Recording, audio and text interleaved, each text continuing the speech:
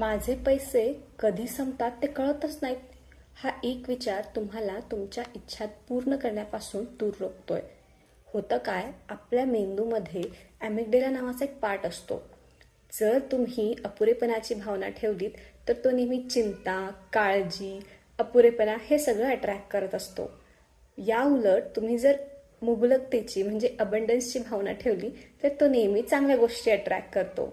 तर तुम्हाला काय करायचं आहे, ज्या गोष्टी माझ्याकडे कमी आहेत असा विचार करण्याऐवजी तुम्हाला तुमच्याकडे ज्या गोष्टी मुबलक प्रमाणात उपलब्ध आहेत त्याबद्दल ग्रॅटिट्यूड फील करायचं आहे. जसं की मी खूप ग्रेटफुल आहे की मी एवढा खर्च करू शकतोय, किंवा कोणतीही गोष्ट असू दे जी तुमच्याकडे जास्त आहे त्यासाठी देवाचे आभार मानायचे आहेत.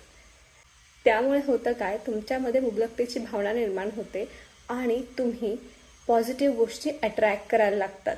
हे ट्राय करा आणि मला नक्की सांगा की तुमचा अनुभव काय आहे.